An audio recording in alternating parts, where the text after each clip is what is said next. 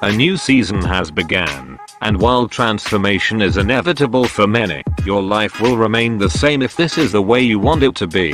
However, you can change your life with a better plan from Lifeline Financial Programs.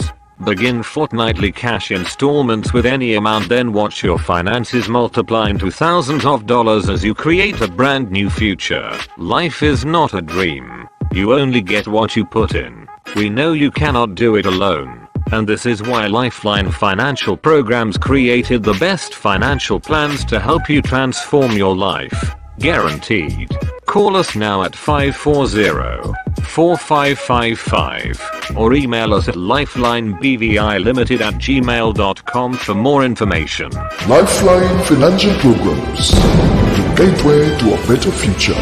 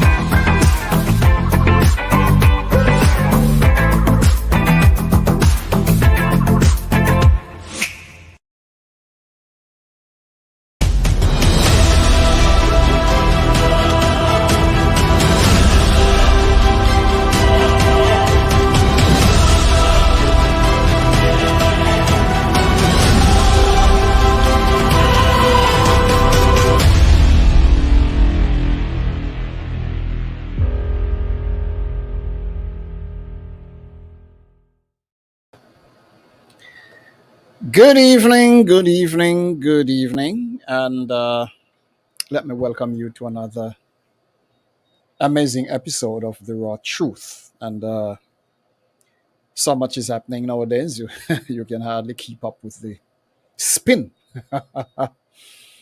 But when the day is over, you just got to do what you got to do. You got to keep your eyes open. You got to remain vigilant. These are not the days to be scant, if I should use that word. Yes, but we must be vigilant, absolutely vigilant, because there's so much happening across the world.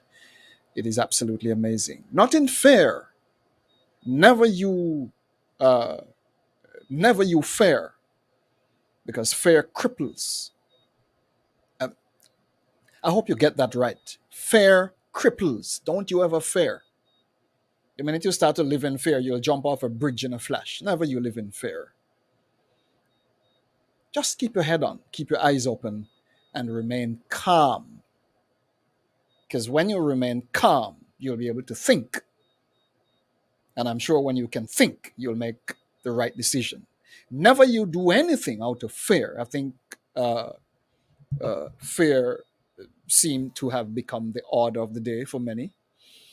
And many people have been doing a lot of things out of fear, and now a lot of regret. I'm sure many people are regretting a lot of things they have done since 2019 simply because they acted out of fear.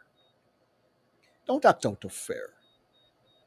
I think this might be my key point of encouragement to you this evening. Keep your head on, remain calm, and think. And I'm sure you'll make the right decision. Let me give thanks to the great Creator for his goodness. As usual, it is a very honorable thing to give thanks to our Creator. And for those of you who are just coming, welcome. If you're just coming in, share this with everybody. Share it on your social media page. Share it everywhere. Because this is going to be a very interesting discussion this evening. A very interesting presentation in general, because we have some very interesting information for you as well. Yes? So please share with everyone. And welcome to PSI TV, The Raw Truth, as the program is called. Every Monday evening right here, we broadcast on Facebook, LinkedIn, YouTube, Twitter, all our Twitter guests, all our friends over there on Twitter. Special good evening to you as well. Yes, we give thanks for the great Creator's mercies. We give thanks for all the good things we enjoy. We give thanks for the trees, the rivers, the water, the sunshine, the birds, the butterfly, the food we eat, the clothes we wear, and all good things given to man by the great Creator. To the great Creator and for all things, we give thanks. Always give thanks. It's a very positive energy to surround yourself with. A thankful spirit is always a powerful spirit. Yes? And once you remain calm, you should be able to weather the storm. We have three very important guests with us this evening, and goodness gracious, this evening is St. Vincent. To all my Vincy friends coming in, all my Vincy friends, yo! Let me big up all my Vincy friends coming in. I'm watching the numbers climbing. Yes, share Vincy, share with everybody, because this evening is going to be a very empowering evening to all of us. And some of the things you did not know will be coming to you this evening as well, including some things that are happening around us. Right now, we're going to take a break for News Buzz, and when we come back, goodness gracious, so many things are happening, but we have to take our time and share them with you as we go along. Yes? Of course, within the scope of the requirements of our social media groups. Aye! Well, a lot of people are getting shot in the knee nowadays. I'm not sure how the hell we're going to manage all of this. But Facebook and YouTube and LinkedIn and all my people, Kenny's a good boy. Don't touch it. Let it flow, because we cool. Just kind of sending out a word to all my social media friends. We haven't had a problem with any of our social media people so far. And of course, we have kept it within reasonable bounds. We are not here to malign anybody or talk crap and behave like we're stupid. No, that's not our game. We bring you facts. This evening, we have an attorney at law to help to strengthen that position, along with the kings. Which kings? The kings are many. Well, before we get too far, let me get you into News Buzz, and then when we come back, we're going to be presenting our wonderful guests. We'll come back in a minute.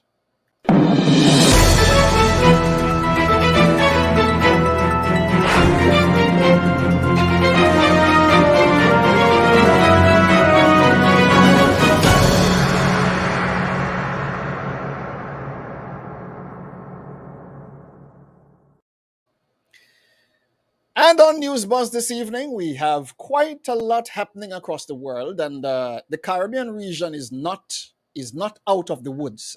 Let me say this categorically: the Caribbean region is not out of the woods. The Caribbean region will be affected by anything and everything that is happening wherever in the world it is happening as we speak. Right now, a lot is happening within the region. A lot of people from different places and different sources are moving into the region for different purposes. Don't think the Caribbean is going to escape all of this. You might not be seeing anything happening now, but hey, brace yourselves. The Caribbean is not going to be scotch-free. To begin News Buzz this evening, the word that is out. This is the word that is out. We must inform you that Israel, I want you to listen to me carefully, because some of us think that the Caribbean is out of the woods. Israel has banned, let me read this for you so we can help you to understand this.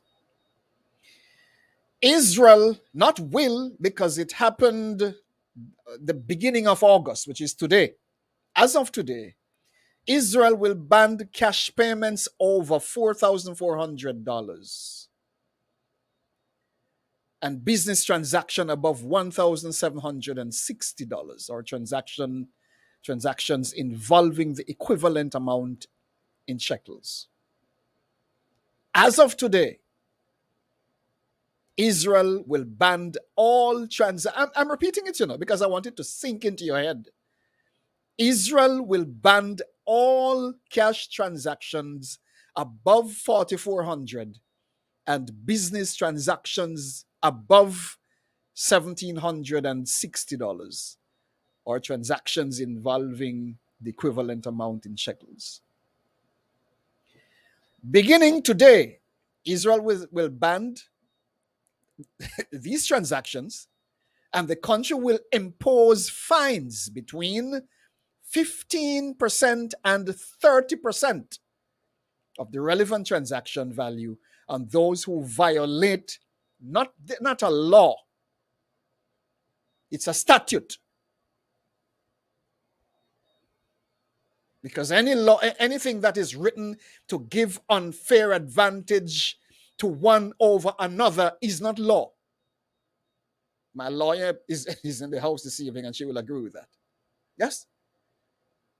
But these statutes, yes, as they are prepared as we go along, are now set to demand all of us, as we move forward, to comply with these mandates. Now, the law is meant to fight financial crimes by promoting the use of digital payments. I want you to note this: promoting the use of digital payments, which are easier to monitor.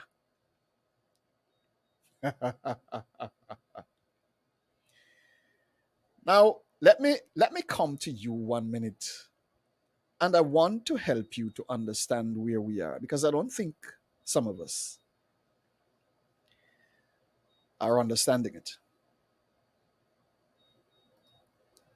The world, my beloved brothers and sisters, is moving into, note my words, full-blown cashless mode.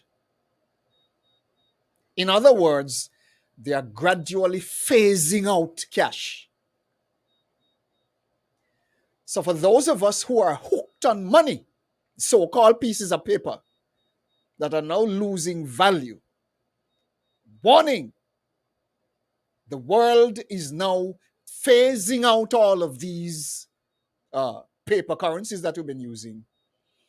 And we are now at the doorway to enter the era of a cashless society. Don't be frightened. It's been coming for years, but it's finally here. They've been phasing it in little by little. You look at your bank card, very convenient. You get a little thing here and there. Yeah, give you a touch of it, a feel of it, until now it's going to be slapping you in the face. So for those of you who have millions of dollars sit down and you have it buried someplace in the backyard, you better go spend it now. You better go spend it now. Because the world is getting to that place now where all the money you could have, if you do not lock it into what I call sustainable assets. In other words, things that you can use, things that can be a part of your life wherever you live. If you don't invest that money into sustainable assets, it will soon have no use to you whatsoever. Let me get back over here. Now, I've been talking about the Caribbean region. Forget cold cash, money going digital. What is happening in the Caribbean region? I did a little searching today. And what is called Carib Pay. Carib Pay is the Caribbean's version of this cashless system. It's very connected. People were thinking otherwise. Let me tell you something. It is going to blow the minds of a lot of people as it unfolds, because we're not expecting that things are going to be shifting as fast as it is. What is Carib Pay? Carib Pay's 100% cashless payment system can be used anywhere, anytime, without electrical power or internet access. You verify the identity of each payer too, and payments complete in a few seconds. And they tell you it's fast, secure, and cashless way to pay participating merchants without the need for cash, blah, blah, blah. Employees can have their salaries and wages loaded via direct deposit to their carried pay account. I thought it was you heard about one the other day, the CBDC, I think they call it. Yes? I thought that was the one. But now carried pay is now seeming like it is the mode of payment that is going to become. Listen, if you notice, all them banks been shifting up, ruffling them feathers from the other day. They are preparing for this system. Brothers and sisters, money will soon be of little value to you. I cannot help but help you to understand this. For those of you who are killing your brothers and sisters for money, surprise, it will have no use to you. You know what will have use to you, my beloved brothers and sisters? Establishing relationships with your brothers and sisters, that when you run out of food, you can run cross over there to Miss Ferdy or Miss Spoon or Miss Jan or Miss Jones. Relationships are going to become far more important than money.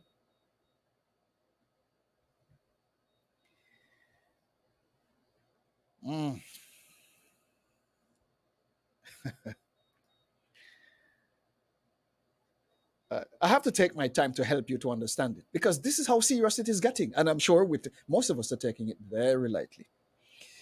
Now, as we go along, one more thing before we move, because the discussion this evening with St. Vincent is going to bring out some very serious points. And I want, please share this.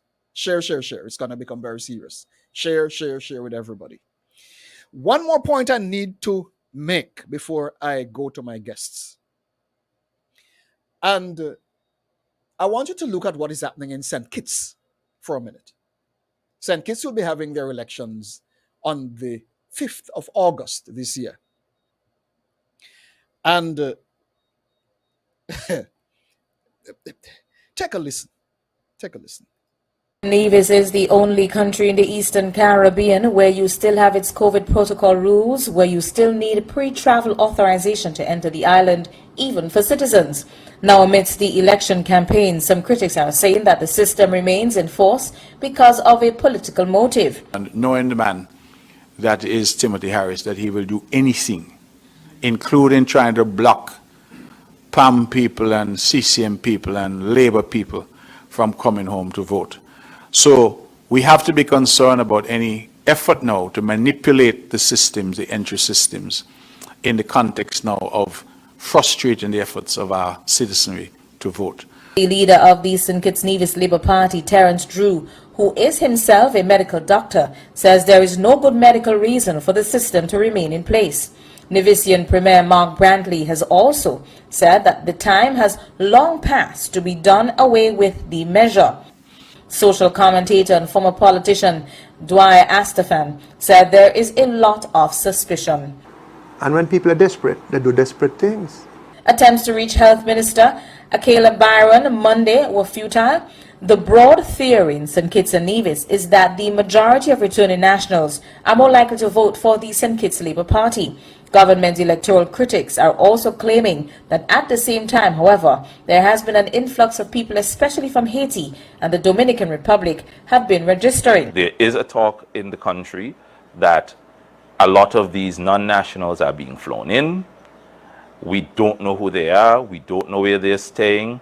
All we are told, they are here at the request of the leadership of one particular party, and they're expected to turn up on election day.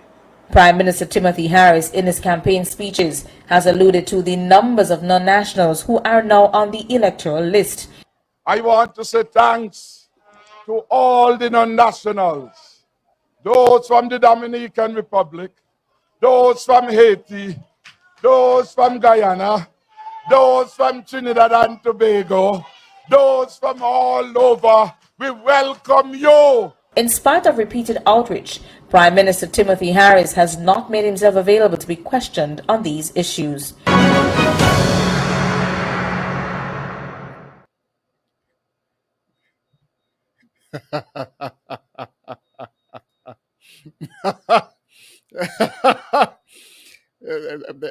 For those of you who think elections are, you talk about fair and free and fair election. If you don't realize that elections is a pile of crap nowadays, you wake the hell up. The man is telling you where them people coming from, you know. I want you to listen carefully. He telling you where them coming from, you know. And people are now saying that people coming in, they don't know who they be, where they're coming from, but their name is now on the voters list. I want you to take a note of it. I hope you heard that clearly. I ain't making up no story. The raw truth don't make up story. We tell you facts. Now we are going to get into St. Vincent. Because the Honorable Dr. Dr. Ralph is making news. Hey, boy, I hope the whole of the election observers from all about over the whole world, not only lock down St. Kitts under tight wrap, but whenever Vincy election is called, the whole entourage of them lock down Vincy with microscope. If you check out that election, I don't care who the hell like me tonight, but we have seen enough crap, and the time has come to call a spade a spade. Now I am going to bring in my guests from Vincy when I get out of this beautiful place called News Buzz. So much is happening across the world. My God. Wow. I'll come back in a minute.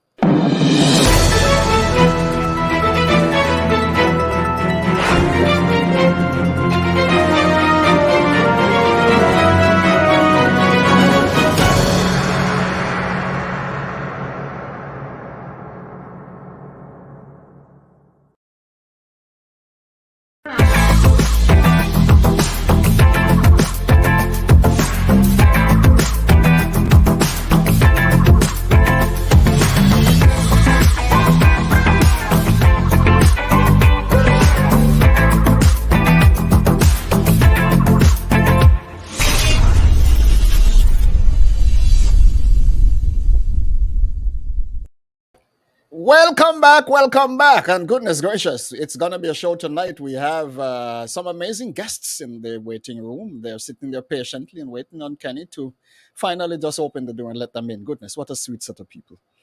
We have three beautiful people out of St. Vincent and the Grenadines, and they have been the source of yeah, man. Let me bring up Carlton. There is nothing like free and fair election in the part. Listen, I'm not going to put me in trouble here tonight, you know.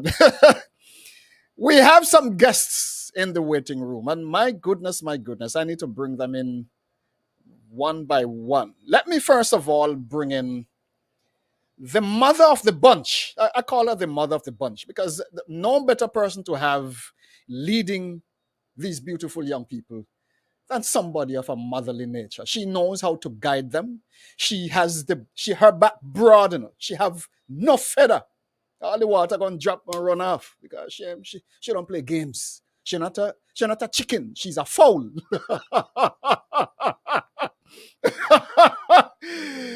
Let me bring in the honorable Madame Bacchus. How are you? Good night.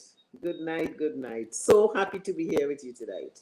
Even though it's a holiday in Vincent, I thought this program sufficiently important to put aside what I had planned so that I can be here with you and your viewers and your listeners all over. Oh, it means a hell of a lot to us having you. If you're on your computer, I'm going to ask you to turn down your volume a little bit because you're actually feeding back with us here. Yes. All right. Okay, is that okay? I'm still hearing it. But if that is where we got to go, that's where we got to go. Yeah, I'm having a little feedback, but that's fine. It's good now. It is good now. I hope we haven't knocked you out. Yeah? Are you hearing me still? Am I good? Yeah, I'm not hearing you at all. Are you hearing me now?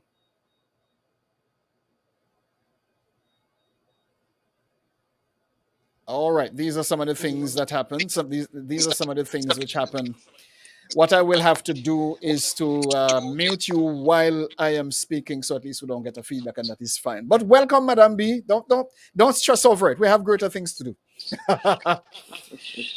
That is where we are, and we are very happy that Attorney K. Bacchus made the time to come.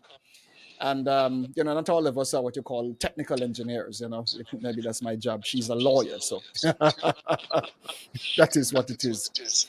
But she has been doing some amazing work in St. Vincent and the Grenadines.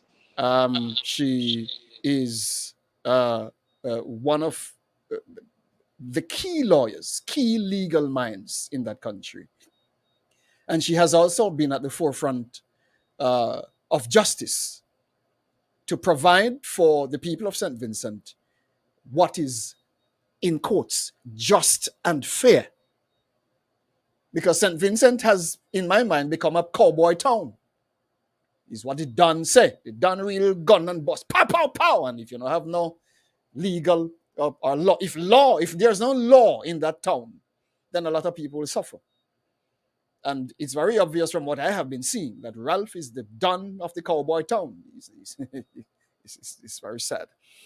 Let us bring in the other lady, another sweet lady we have here. And she's also an amazing woman. I'm fortunate this evening. Maybe Brother Kenson is gonna get a little jealous because I'm shooting all the credit over here. We have with us, we have Miss Adriana King with us. She is one of the kings, and the kings is a mighty army, my God. You touch one king, you touch all of them, because I tell you, them kings don't play games. I wonder what Miss Luzette is. You got that right. You got that right. You touch one king, you touch all of them. No jokes at all.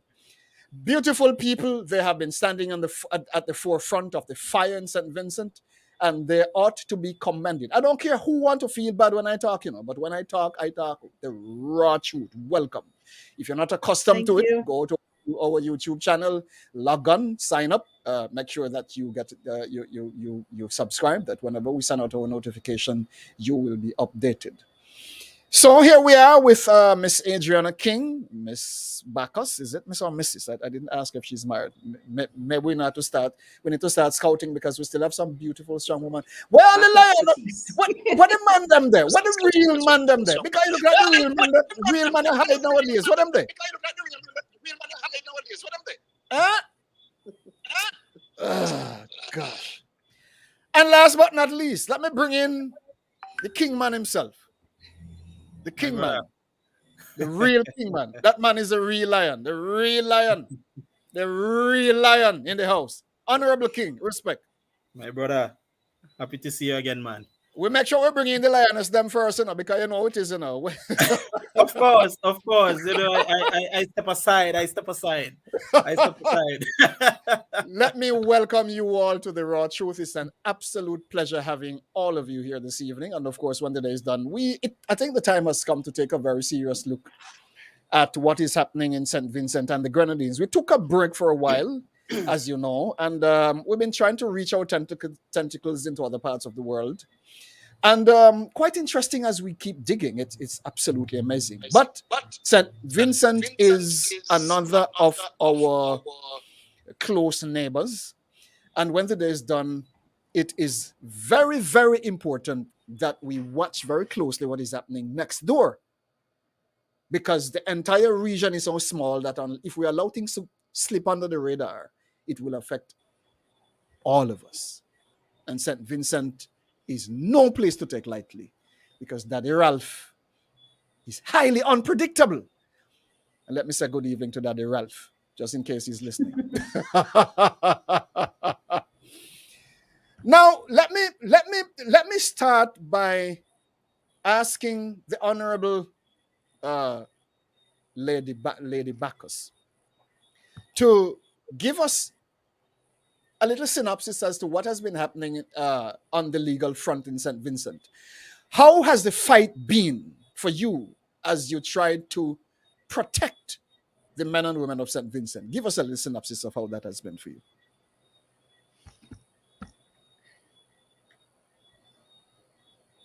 Because of the undemocratic attitude of the ULP, and in particular the police, the Commission of Police, and the police in St. Vincent and the Grenadines. Most of you might recall that about a year ago, there were a spate of protests spurred on by the NDP and other organizations who were against firing teachers because they were unvaccinated, against the fact that a senator sitting in parliament and a DPP went into the yard of a ULP supporter and shot him in his foot, and nothing happened for weeks and weeks until the people protested, and then they brought a case against both of them. Apart from that, protesters who came out to legally and lawfully protest were arrested, thrown in jail, some of them denied bail, some of them who had businessmen had their firearms license taken away, their houses were searched, cell phones and their laptops, etc., were seized. And this came from the top right down, including the General Secretary for the NDP, that is the opposition party, and many other businessmen and ordinary women and protesters. They had about 20 or so of them arrested during the course of the protestations. The whole aim of the administration was to shut down protest. They even said that it was unlawful to protest, except you got permission. What? And we had to fight a series of cases. They brought about 12 cases against different individuals that kept me very busy, only to find that when we were preparing to go to court after all of that, they nolly-crossed the matters, simply because they had no evidence to support these bogus charges. So after putting us through all of that and putting persons through being locked up in jail, our own Adriana King, who is on with you tonight, and our own Kenson King, they too have been arrested. Kenson will tell you his story. I think he had about 3 different arrests. Adriana has had hers. Adriana's case is still before the court, and one of Kenson's case that was dropped, but he also has a matter that is still before the court that I'm dealing with. All of this is just to stifle protest in St. Vincent and the Grenadines. That is what has been going on. So apart from my work, which I have to do, I am kept very busy defending democracy in St. Vincent and the Grenadines, because we have a government who wants to stifle protest, who wants persons to shut up if they're not supporting them. And what is sad is that you have a commissioner of police who even refused to take calls from me as a barrister, calling him to find out the positions of some of the persons that he had locked up. Refused to answer the phone, refused to take calls from me, because he does not want to be held accountable for what he has been doing. So we have a very chaotic situation in St. Vincent when coming to the rights of citizens. And it's ongoing. As I said, there are many cases they have nolly-crossed. A few of them nolly-crossed, meaning that they have discontinued them without going to trial. But we still have a number of them still to be tried. It's ongoing. Oh my goodness gracious! Wow. Let me go to Brother King, because when the day is done, I think it is so important to shape a very clear picture as to what is happening on the ground in St. Vincent. Now, the beloved Sister Bacchus told us that even you were arrested at some point for doing what is right. How did you get that do? She said 3 times. I've actually been locked up 5 times in less than a year. What? All right. So Yes, there's that. The last time I was locked up, I was charged with sedition. What is that? Okay. What is that? Well, according to what them call that? What? well, simple is that you cannot speak out against your government. You cannot speak out against anything that affects you. In St. Vincent and the Grenadines. Yes, so the sedition. What's interesting? Well, I think Mrs. Bacchus Batiste being the legal mind, but I could hold my little own when it comes to the legal front also. But she will tell you more of what that means, where you're literally not allowed to speak, where you have a law that has been put in place to replace the sedition law, but the sedition law is still being used. Right now, Kenneth, in keeping with the title of your program, the thing is, according to what Mrs. Bacchus Batiste just said, there is, and well, before I go there, you said something earlier where you said Ralph Gonsalves is unpredictable. He's not. He's really not. He's not. Ralph Gonsalves is the most predictable person in St. Vincent and the Grenadines right now. That is when you know a man well, you know. That is simply That's what the it point. is. He's not unpredictable. The issue is that the country is so polarized that his base, even though they see what is happening, even though they're experiencing what is happening, they stifle their conscience and they allow themselves to be led. They have been programmed so well that Kenneth, you will be happy to just sit back and look at these people behave like well-programmed robots, in the sense that the moment you hit them with anything and cognitive dissonance ensues, they return to pre-programmed label. That's it. They will not try to deny. They will not try to bring alternative facts or anything like that. They will simply just return to factory setting. Labor now. That's it. So on the ground presently, there's a shift. And Ralph Gonsalves knows this. He's seeing it. He's feeling it. Even in his own ranks, he's feeling it. Just yesterday, they had their national convention, the convention of their party. And there was some topsy-turvy behavior going on. They did not have the turnout that we usually have. Also, even their Facebook Live that they did was poor. It had a poor turnout on all sides of it.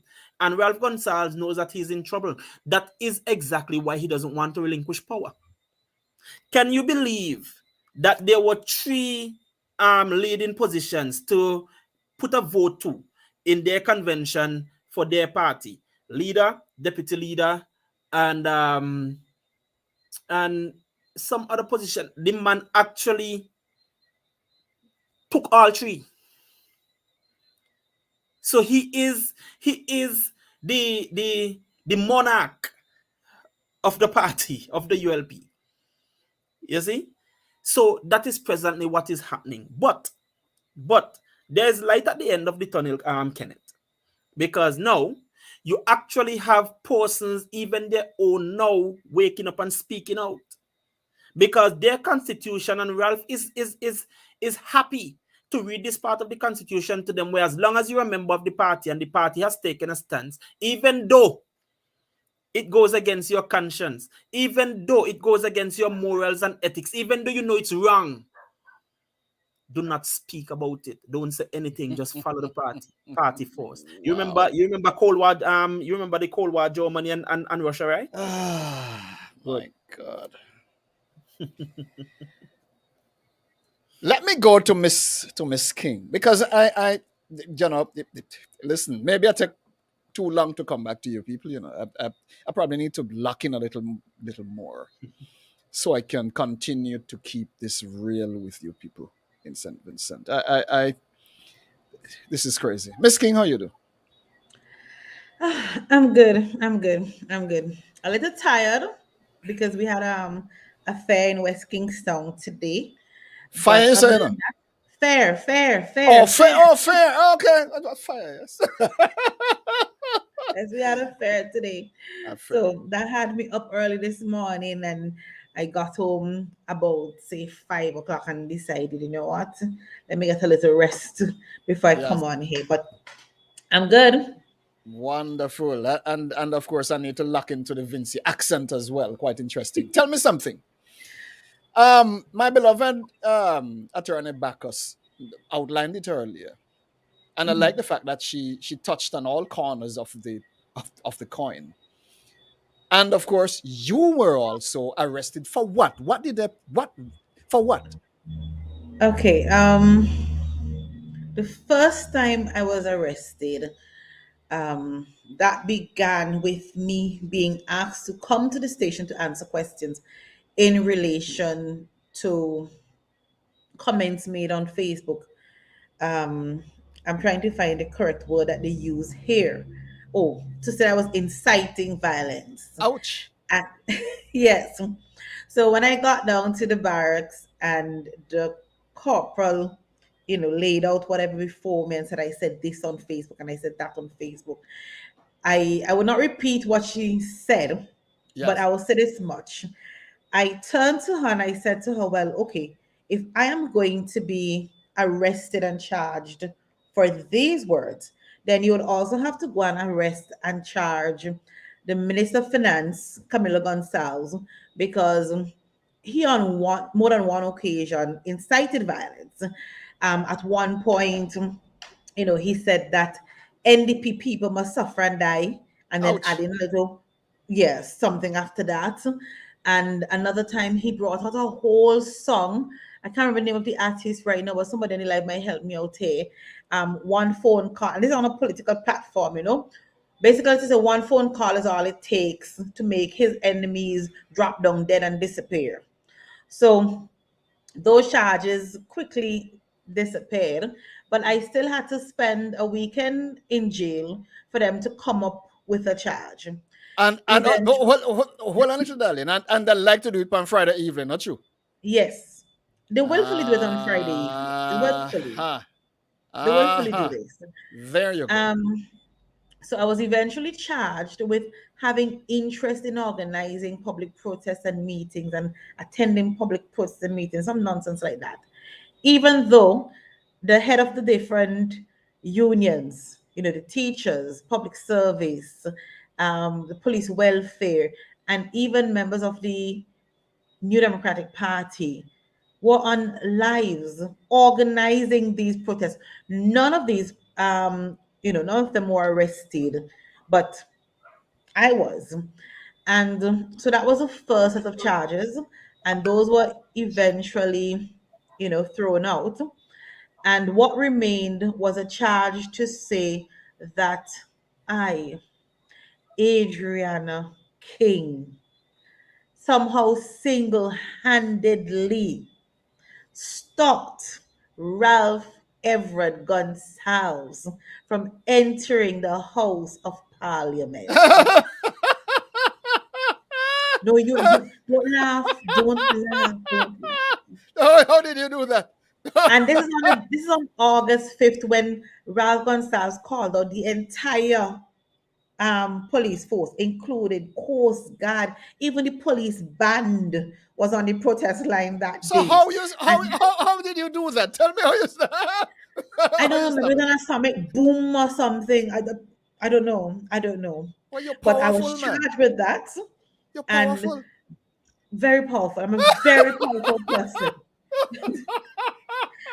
And okay, somebody on the live says busy signal. Someone's from busy signal.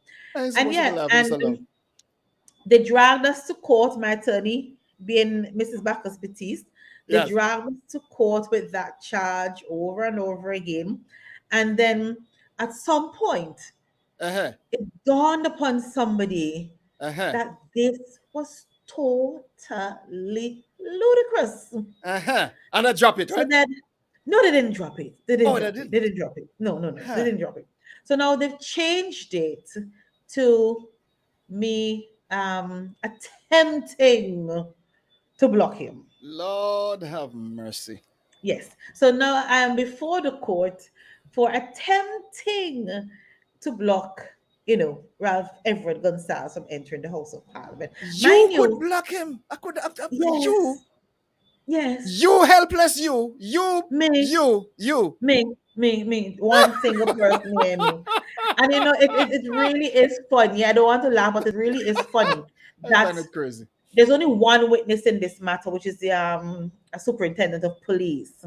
And the thing is, let's ask this question: if on that day you saw Adriana King attempting to block the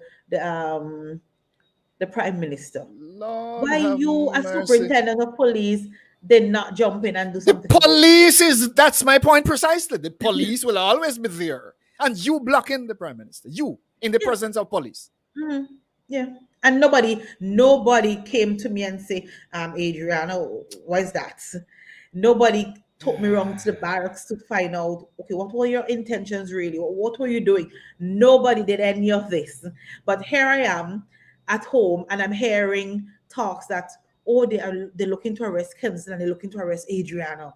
So I went into Kingston on that day and I went on a place we call Heritage Square. I did a live and I said plainly, well, here is where I am. So if the police really and truly have any intentions of arresting me, this is where I am. Yeah, the right And place. and nobody arrested me. Nobody arrested me. They waited until days after at another protest to come to say they arrested me for something that happened how much month, a month or so ago. This is absolutely absurdly ludicrous. For It want of better is. adjectives to describe this. Madness. It is, But this is the police in St. Vincent Grenadines carrying out all the mandates of Ralph Gonsalves. Simple, plain Let and me simple. let me go back to lawyer Bacchus, because when the day is over, I find this as you said, protest has become illegal. And if that's the case, if that's the case, is it that St. Vincent is now witnessing what is happening in China or what is happening in some parts of Europe or wherever else in the world it is? Is it that Ralph is now directly connected to that part of the world and is now bringing into the Caribbean region the very same system? Is that what is happening, or the man is just a political nerd? Well, I think it's a bit of both. He is very much afraid of protest. Actually, the NDP is now the most popular party. They won the popular vote in the last election. So they are now the minority party. And it's just a question of fear. Most of the protests were so successful that he was afraid that it could bring his government down. And so the policemen locking up people is to intimidate, is to ensure, and to some extent he has been successful, because since that last protest over a year ago, there has not been any other significant protest. So to some extent he has succeeded in stifling democracy. And as far as I am concerned, the time is coming when soon the streets will have to be filled again with people. But this now is the danger. This is the danger. Because if you keep pumping air into a balloon, and you pump the air into the balloon and you pump it and the balloon gets shine and stiff, you keep pumping it, it's gonna break, And when people get to a place where I wonder if Ralph understands what the hell he's doing. Because the Caribbean is not the place to play them kind of games at all. The Caribbean has a very serious history of devastating revolts from the sugarcane factory. I hope from the days of the sugarcane industry, I hope he's remembering that. And I keep saying, Ralph, of all the people who are in the Caribbean, should know that Caribbean people ain't the one them to play with. He should know that. Yes, Dangerous game. The thing about it is that, as Kenzie mentioned, yesterday, Sunday, they had their convention, and he has hoodwinked himself into believing that the people has asked this dinosaur in office to remain and to contest as leader of the party the upcoming general elections. Hold on. I'm going to open that for you a little bit.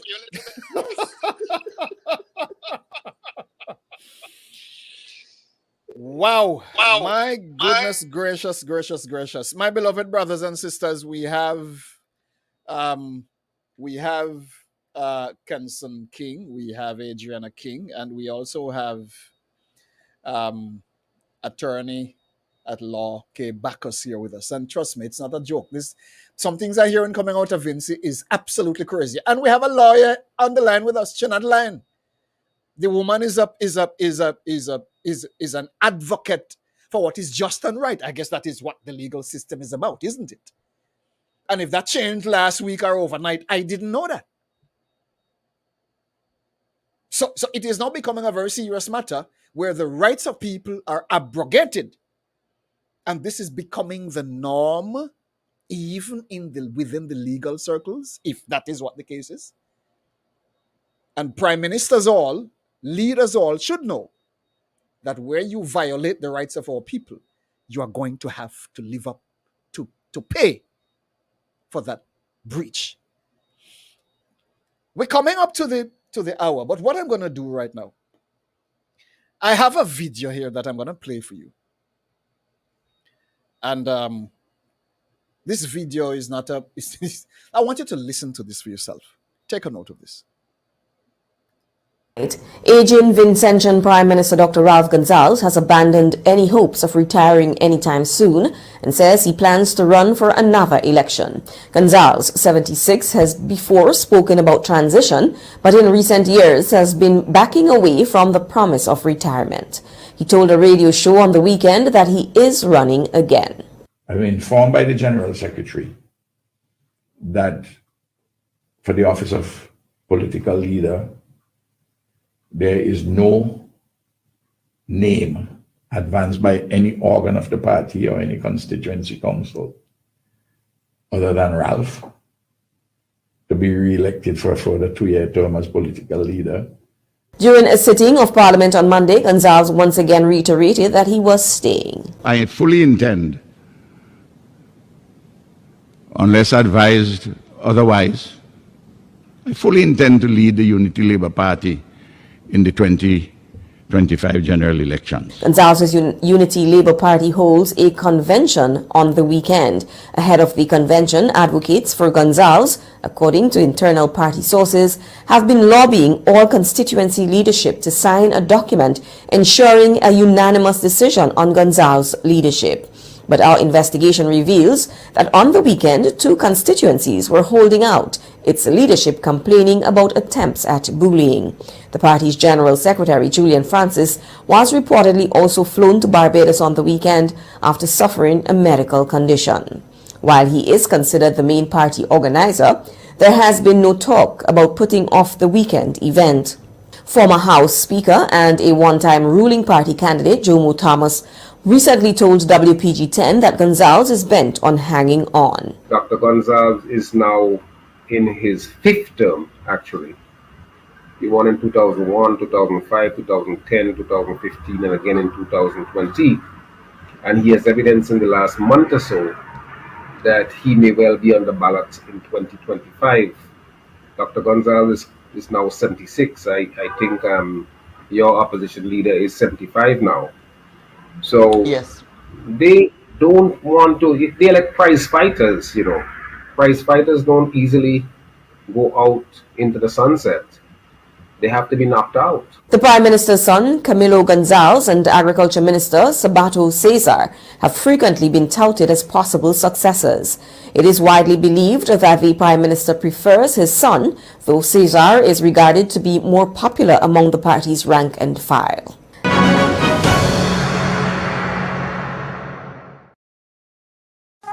A new season has begun, and while transformation is inevitable for many, your life will remain the same if this is the way you want it to be. However, you can change your life with a better plan from Lifeline Financial Programs. Begin fortnightly cash installments with any amount, then watch your finances multiply into thousands of dollars as you create a brand new future. Life is not a dream. You only get what you put in. We know you cannot do it alone. And this is why Lifeline Financial Programs created the best financial plans to help you transform your life. Guaranteed. Call us now at 540-4555 or email us at lifelinebvilimited@gmail.com for more information. Lifeline Financial Programs, the gateway to a better future.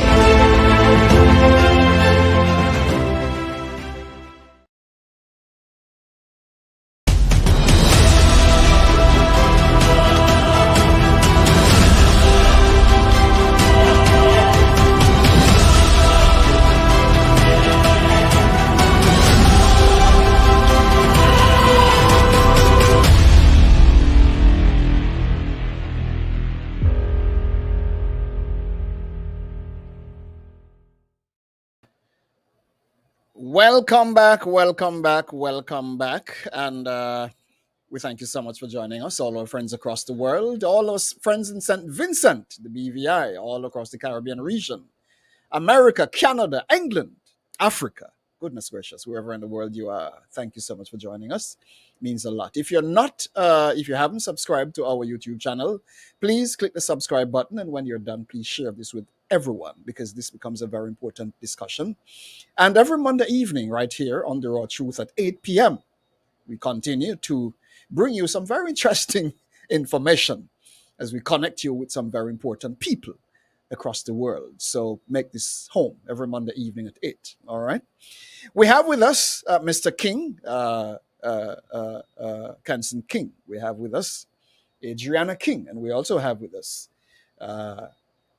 I call her the mother of the bunch, Attorney Kay Bacchus. They have been at the forefront of keeping things together in St. Vincent and the Grenadines. And what makes it very interesting is the fact that the Caribbean is not known for the things we are seeing nowadays.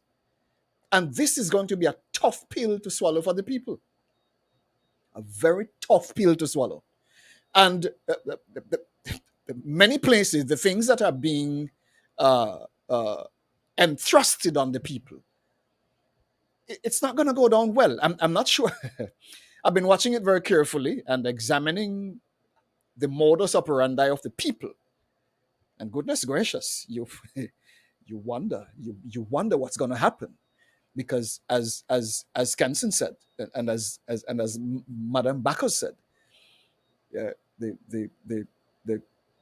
Prime Minister is trying to subdue the people.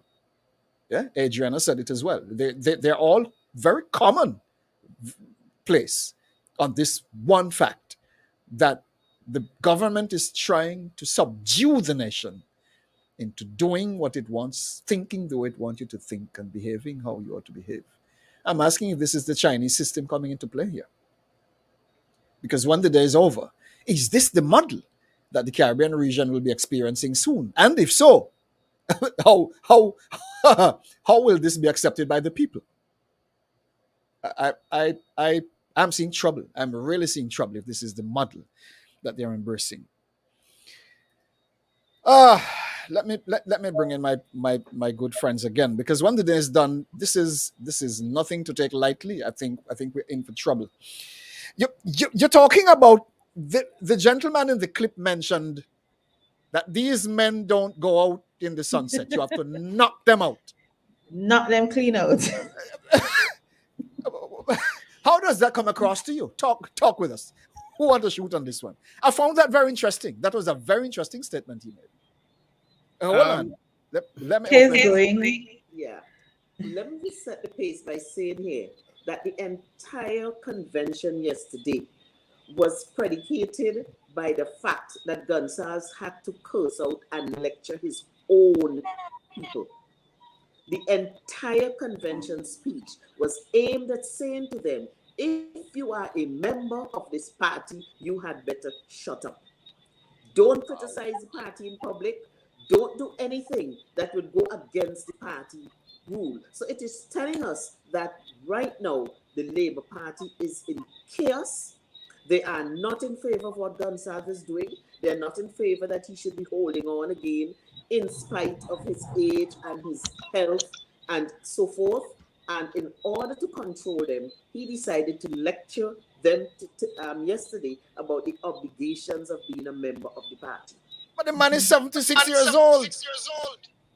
What is interesting, is that when the Honorable Arnim Eustace was 60, in his early 60s, the same Gonsalves, who was only 2 years younger than Arnim at the time, went on the radio and on the campaign trail and took him to task, saying that he should not run. He's too old to run.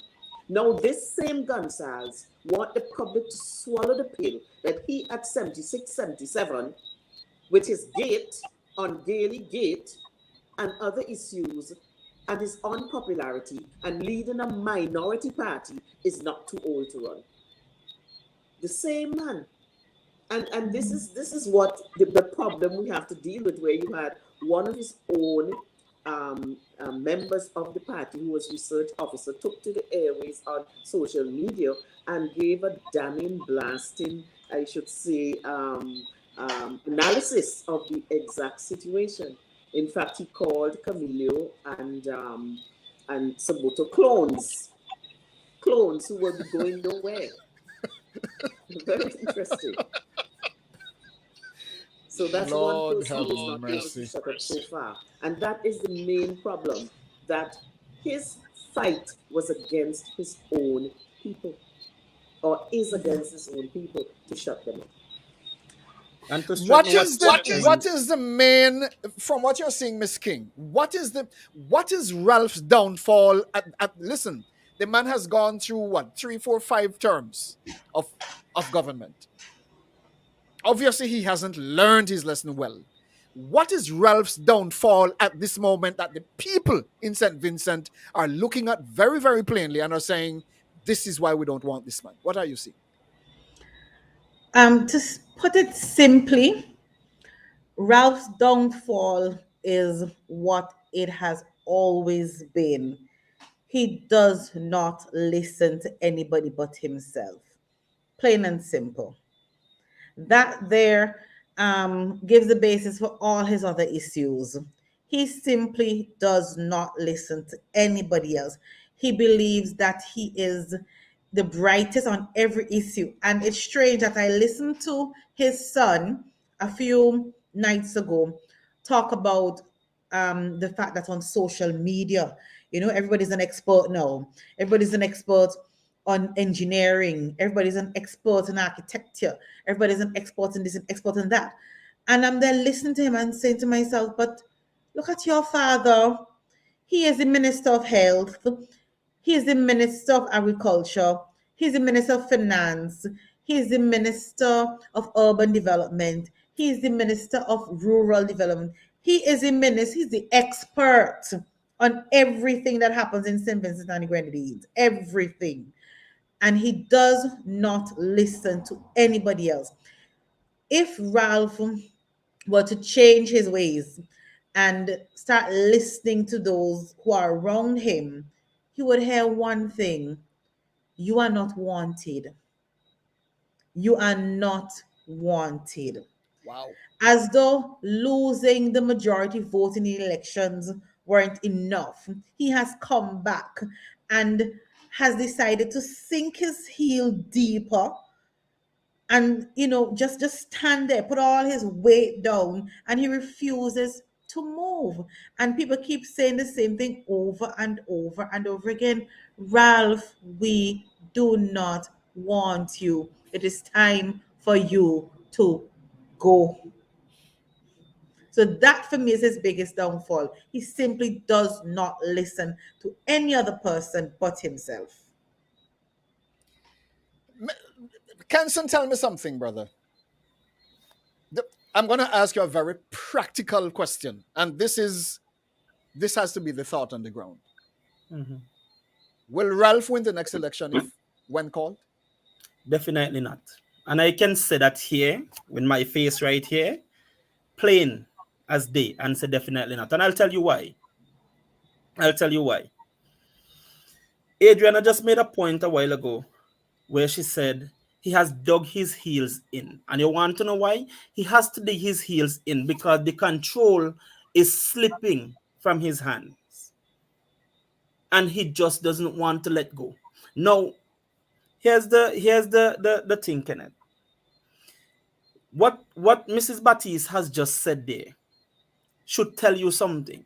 That within his own ranks, he has lost popularity within his own ranks. He has lost popularity so much because now he realizes that so many of his own supporters, they are throwing off the shackles of being programmed. Because they've been programmed to say, all is well, it is well with my soul, no matter what they are experiencing. Because you have to sing the party's song, you have to sing the party's rhetoric. But now people are saying, he realizes for the past 2 terms that people are now waking up to, boy, I have to look out for me. I have to look out for mine. It is not just the party, because even their very own are saying, listen, we are realizing that you guys are prospering, you guys are benefiting, but we are still here suffering. We have to wait on the crumbs. We have to wait to hear, take the strand and suck some of the gravy. And if you talk too much, we take this stuff from you. People are seeing that. People are waking up to that. And he's waking up to the fact that the people are waking up. So now that is his problem. So he realizes it's frightful, perhaps. Exactly. It is frightful to him. That is the reason why he wants to have his son installed, because guess why?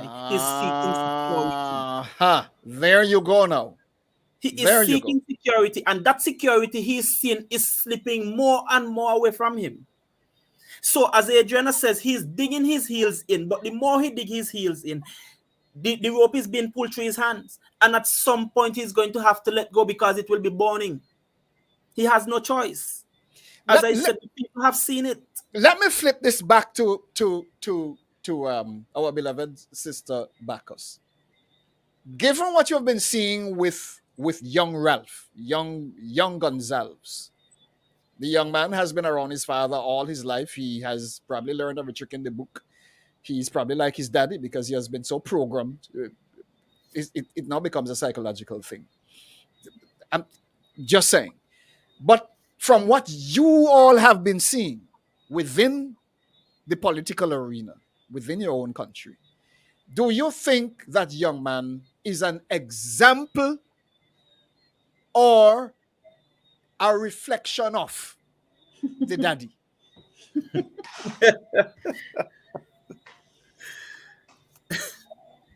We're not hearing King. Hold on. Let me let you in. Okay, go ahead, my dear. Good. Talk with us. I would say that he is worse. Oh Lord! Worse. I'll tell you why. That's it. Father has a certain degree of people charisma. Yes. Boy. A certain degree of it. He may not be genuine, but he can at least reach across the board to people. The young Gonsalves completely lacks that. He is aloof and somewhat down his nose, and so he is very unpopular, even in his own party. Added to that, he does not hold the ambition that his father has, so that being in politics was thrust upon him. Or every job that he got was thrust upon him by his father. It is not, and this is where I interpret it, it's not something that he naturally aspired to. He is not a hard worker. No, he's forced to work, of course, with the job that he's doing, but he's the type of person who will stay away from the office, who is not a hard worker, who is not people-oriented. He's not cut out to do what he's doing. But the old man has pushed that on him, and he sees his son as a savior to secure his future. That is what it is. Kenson touch the nail on the head. I have said that Comrade Ralph has now become a prisoner in his own jail. He's tired. He's weary. He wants to go, but he dare not go except he installs his son, who he believes would act as a buffer to keep him protected. It is clearly all Vincentians can see it. And so that is his dilemma. So when you see last election, he promised the nation that he was going to hand over to either Camilio or Sabota Caesar. And in order to do that, he made big billboards with the three of them in it and said strong leadership. Now, those billboards will have to be pulled down because you cannot, there's still up, you cannot have billboards saying strong leadership. It's between the young Gonsalves and Sabota Caesar. And then you go to a convention and say, nobody wants them. This is, to me, that is the height of failure of leadership. And Gonsalves cannot live that down. He will have to take down those billboards because every Vincentian, every time you pass by and you see that billboard, it is a reminder that Gonsalves' leadership has failed. Wow. Let me go to my beloved sister, Sister King, because the problem there is you're talking about a knockout. Be careful, Be careful. I didn't say it. I didn't say it as the man officers were said. almost arrested for saying they were going to storm the Prime Minister's office. So be very careful. Nothing I'm saying here is Kenny says so. It's news down there. I just quoting what them say. Now, if it means that him have to get a knockout, which means that the political party will have to be voted out unanimously, then that looks like it. I'm gonna go back to that video clip I played earlier with what is happening in St. Kitts, and I'm gonna put you all on the spot with this one, because the last election down there I heard was not quite so spotless. The last one, even the one before. So we're going to examine that one again, because when the day is done, if this is becoming the norm, where elections are so rigged that people don't know when it up or down, in or out, then this now is the other. And now you understand why anybody would say, boy, I run in again, because now you don't have it set up. You got to win, right? Yeah. You're running again. The man should be retiring at this point, going out in grace. He should be leaving at 76 years old. He should be leaving politics with grace, where he can get off the scene and, leave the young people and whoever else to do what they have to do. No. I warned him against that, No, he is going back, and now to get a knockout will be disgraceful. But you know what is you, Kenny? It's that Ralph has been in opposition longer than he has been in power. Ralph Gonsalves, he always speaks about it. He said that he has been in the political wilderness for 30 years. And he cannot live that down. He cannot live it down. And that's part of the problem. Oh, Lord. Lord have mercy. Ken, you said something just now about him leaving in disgrace. And some people thought that I was being a bit, premature, to use that word, when I issued a warning to him soon after elections. And I said to him simply this: if you're not going to do the right things by the people of this country, your final days in politics would be painted with nothing but disgrace. You would leave in disgrace. And I said it plainly. And people were like, oh, the man needs to start yet, and she don't start. And I'm like, but there it is. You could see it. And Kenzo can tell you this. One of the things I keep saying is that Ralph can't beat the internet. Young people dominate the internet.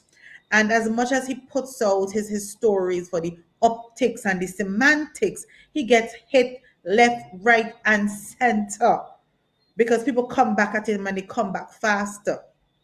Before his convention was even over, there must have been about 100+ memes making fun of Gonsalves on Facebook and on TikTok and wherever else, because the young people are relentless. They do not want him, and they're not going to stop showing him how much they don't want him. And he is going to leave office in disgrace, no matter what he does, no matter what he tries to spin at this point. The narrative has been taken over by us and by others, and he can't recover. Let me ask our beloved lawyer, Madam Bacchus, because now this becomes a matter. Sedition in its rightful form.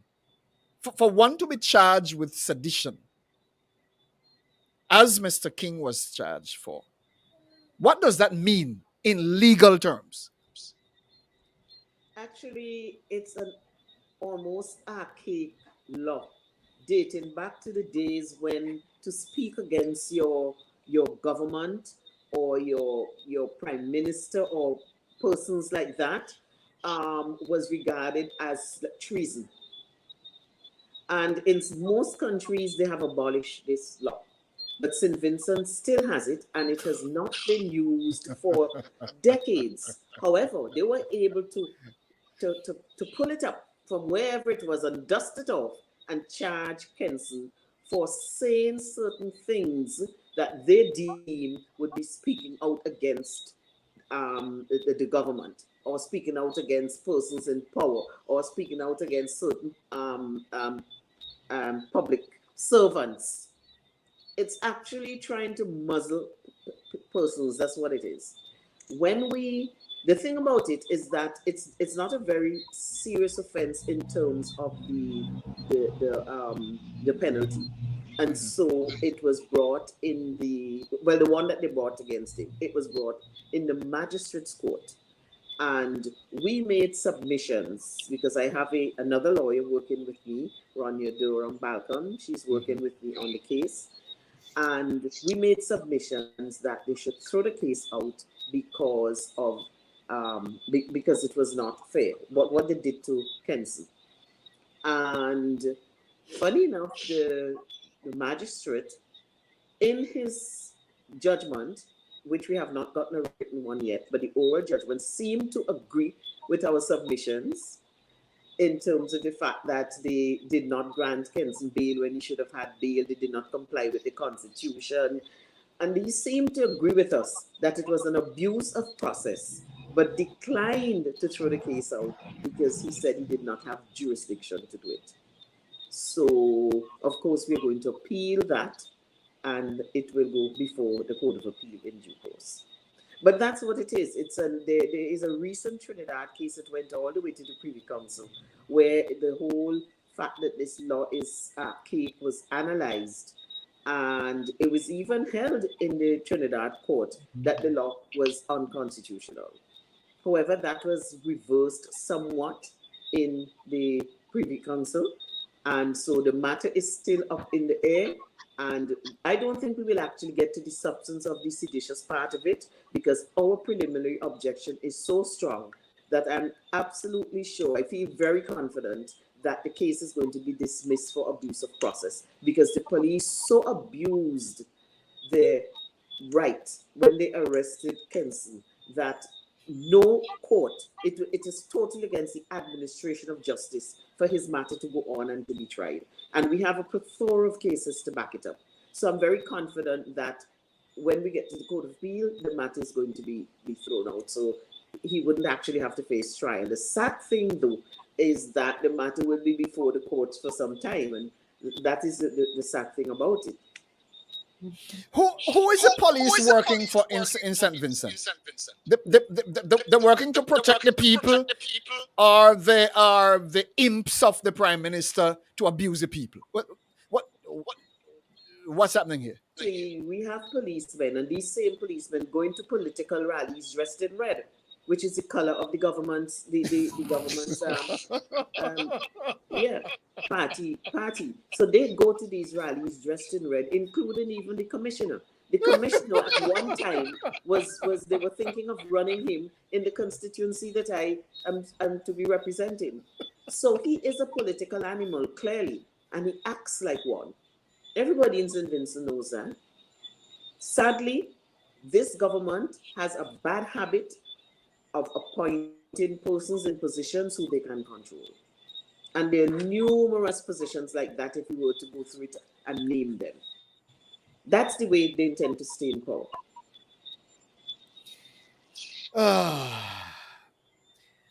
Now, let me ask you all this, because it becomes a very important matter to feature. I cannot see how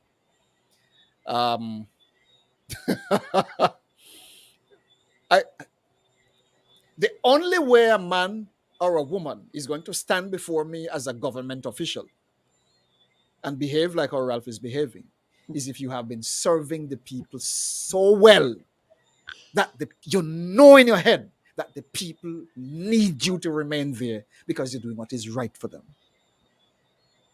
Now, this is my question, and I'm throwing this at my beloved brothers and sisters here.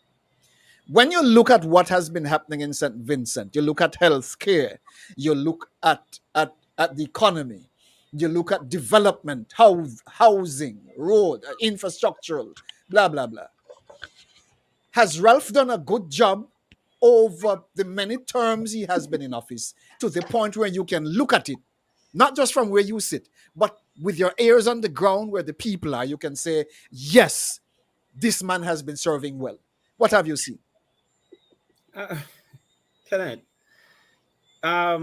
You can sit down and say Ralph has been successful in putting St. Vincent in regression. Let me give you some examples. You speak about healthcare. We have a hospital that has been opened under the previous administration. As a matter of fact, what Ralph is doing and systematically trying to do is to erase everything before 2001. Ralph wants people to believe, especially the young generations going forward, that St. Vincent was founded in 2001. Okay?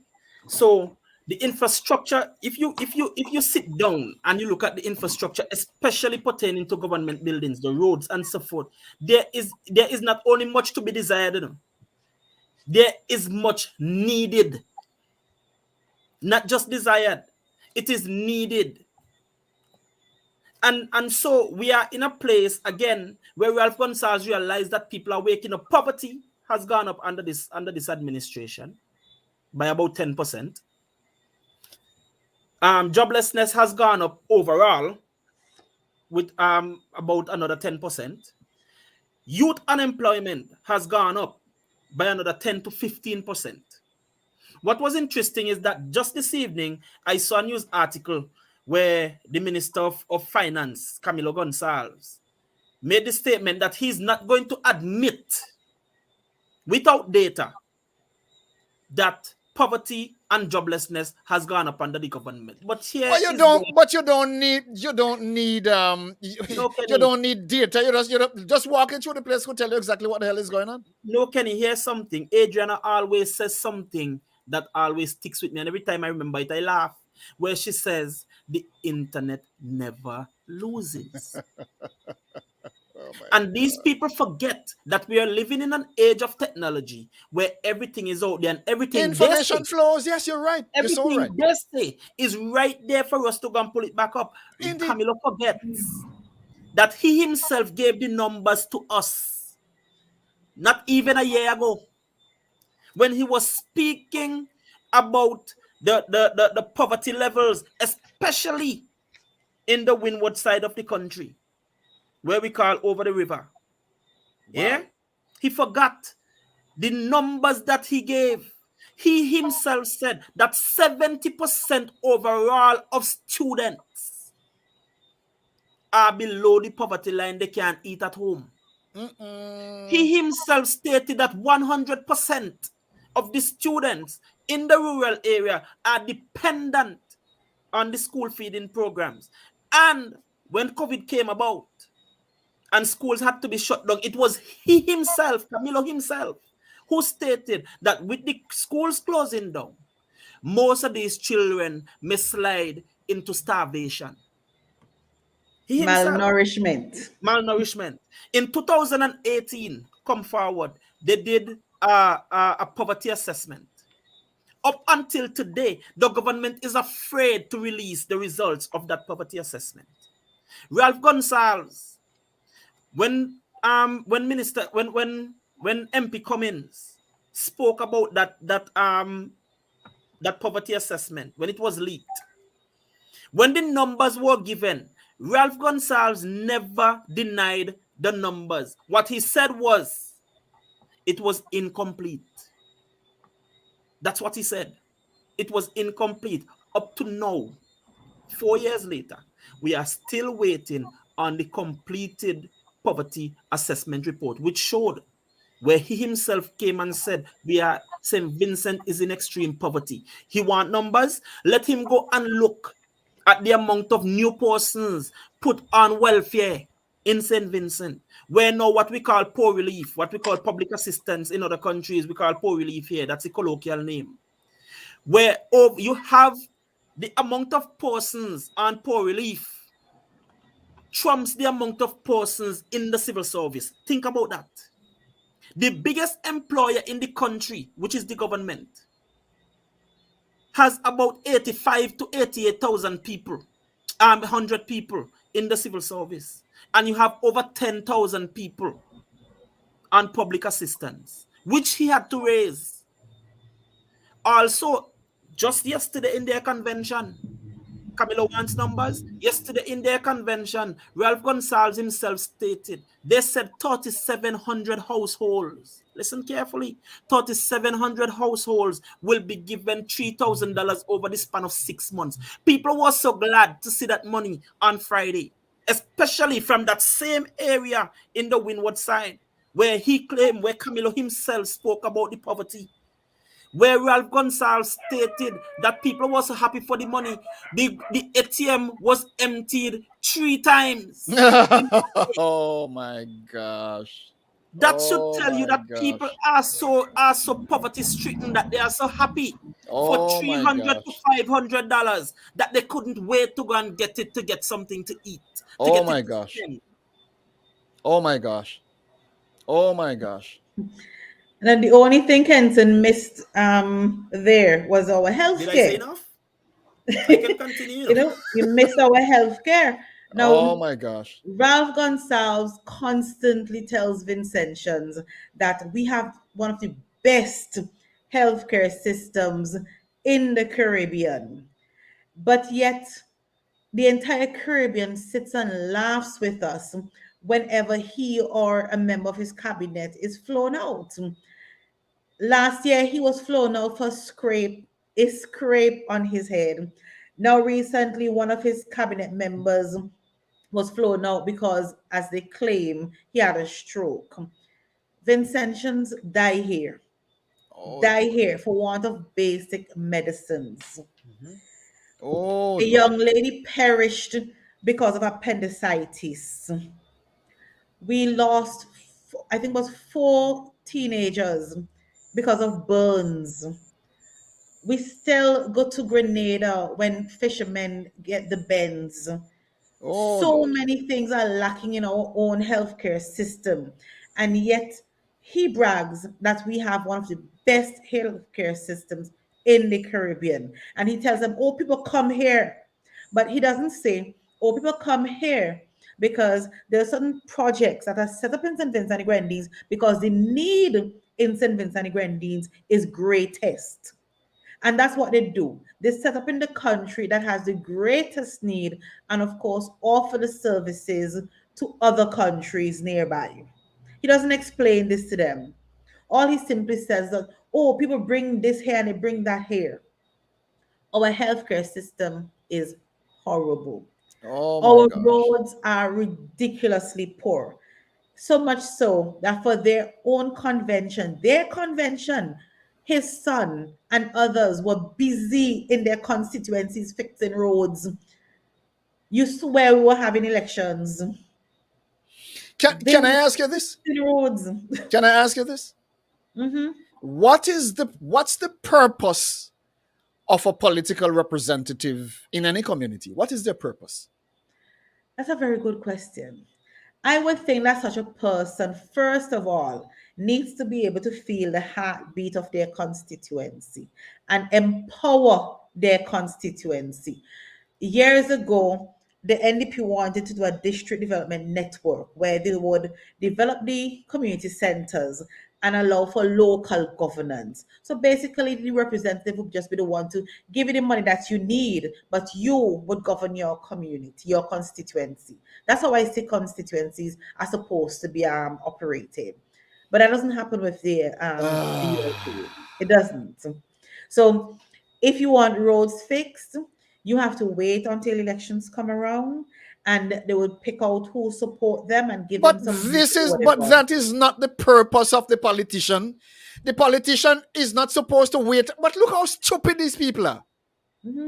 You're not supposed to wait until election time come to go fix road. You fix the road as you get in. Make sure everything is in good order. That when it's time for votes again, you don't do the work. The people are not blind as see. Nobody has So to they can say, question. okay, this man has been doing the work. They put you back. No. Nobody has to question. He is telling us that he's gonna run again when the people are watching him like a big baboon, not doing what is supposed to be done in your own country.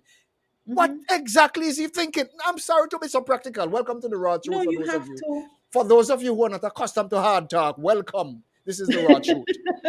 What the hell is he? What the hell is he thinking? What is he thinking? He's not thinking. He's just listening to himself. He's guided by his own needs, and he simply is not thinking of anyone else nor the development of St. Vincent the Grenadines. Let me take a time break, my beloved sister, and when we come back, gosh, time does fly here when you're having fun. Boy. Whew. I'll come back in a minute. A new season has begun, and while transformation is inevitable for many, your life will remain the same if this is the way you want it to be. However, you can change your life with a better plan from Lifeline Financial Programs. Begin fortnightly cash installments with any amount, then watch your finances multiply into thousands of dollars as you create a brand new future. Life is not a dream. You only get what you put in. We know you cannot do it alone. And this is why Lifeline Financial Programs created the best financial plans to help you transform your life. Guaranteed. Call us now at 540-4555 or email us at lifelinebvilimited@gmail.com for more information. Lifeline Financial Programs, the gateway to a better future.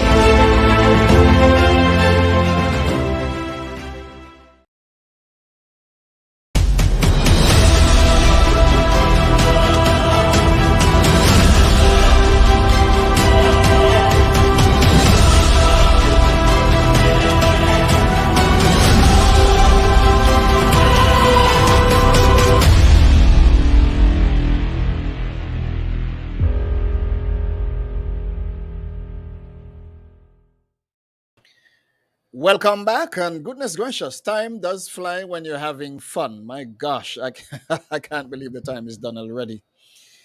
We're gonna be wrapping up, and goodness gracious, wow. What can I say? Wow. If you're new here, let me welcome you to the Raw Truth. Welcome to PSI TV. Please be sure to click the subscribe button. This will ensure that whenever we send out our notification, hereafter you will be first on the list to be updated. Make this your special Monday evening program. Yes, we will always be carrying very important information as we connect with our people across the Central Americas and elsewhere. Yes. Thank you for making us a household name across the region. And of course, as we continue to bring you this amazing program, we hope that you'll be feeling at home as you come to get the best of what we have to offer. Before we go, there's something we have on this monkeypox thing. For those of you who might need to be updated, stay connected, because we will always bring you what you need to know. We have with us Miss Adriana King, Mr. King, Kenson King, and of course, attorney at law Kay Bacchus, and of course, very amazing people as we examine what is happening in St. Vincent and the Grenadines. No jokes here, and I'm not sure. By now, Ralph is supposed to understand that the people don't want him at all. He has made a mockery of politics in St. Vincent, and while he has been there by whatever means possible, this now needs to be examined very seriously. I'm going to play the last video for you because now it becomes a very, very serious matter as we look at what is happening in St. Vincent. The St. Kitts matter is one that I need you to take a very serious look at just now. I'm going to play this video for you again, and I want you to examine this. Take a look. Nevis is the only country in the Eastern Caribbean where you still have its COVID protocol rules, where you still need pre-travel authorization to enter the island, even for citizens. Now, amidst the election campaign, some critics are saying that the system remains in force because of a political motive. And knowing the man that is Timothy Harris, that he will do anything, including trying to block PAM people and CCM people and Labour people from coming home to vote. So we have to be concerned about any effort now to manipulate the systems, the entry systems, in the context now of frustrating the efforts of our citizenry to vote. The leader of the St. Kitts Nevis Labour Party, Terence Drew, who is himself a medical doctor, says there is no good medical reason for the system to remain in place. Nevisian Premier Mark Brantley has also said that the time has long passed to be done away with the measure. Social commentator and former politician Dwyer Astafan said there is a lot of suspicion. And when people are desperate, they do desperate things. Attempts to reach Health Minister Akela Byron Monday were futile. The broad theory in St. Kitts and Nevis is that the majority of returning nationals are more likely to vote for the St. Kitts Labour Party. Government electoral critics are also claiming that at the same time, however, there has been an influx of people, especially from Haiti and the Dominican Republic, have been registering. There is a talk in the country that a lot of these non-nationals are being flown in. We don't know who they are. We don't know where they're staying. All we are told, they are here at the request of the leadership of one particular party, and they're expected to turn up on election day. Prime Minister Timothy Harris, in his campaign speeches, has alluded to the numbers of non-nationals who are now on the electoral list.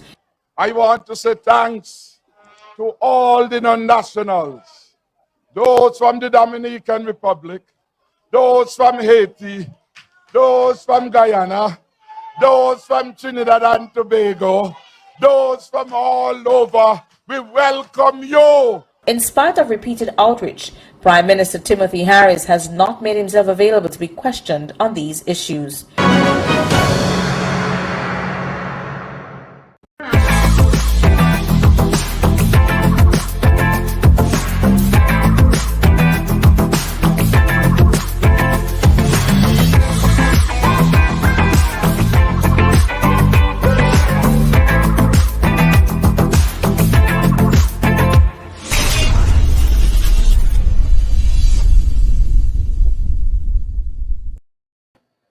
Welcome back, and as we take you up to the half an hour, goodness gracious, as we take you up to the end of the program, it's really crazy how time does fly when you're having fun. However, when the day is over, we just have to come back for another episode next Monday evening.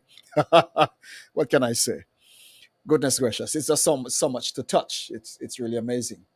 My question to my panel here this evening, my question to the guests, my guests out of St. Vincent, when you watch what is happening in St. Kitts, apart from the fact I'm not even sure if this is the case in relation to what is happening in St. Vincent, but when you look at what is happening in St. Kitts, minus Haitians and all of those flying in on the ballot, they are now coming in to vote, non-nationals.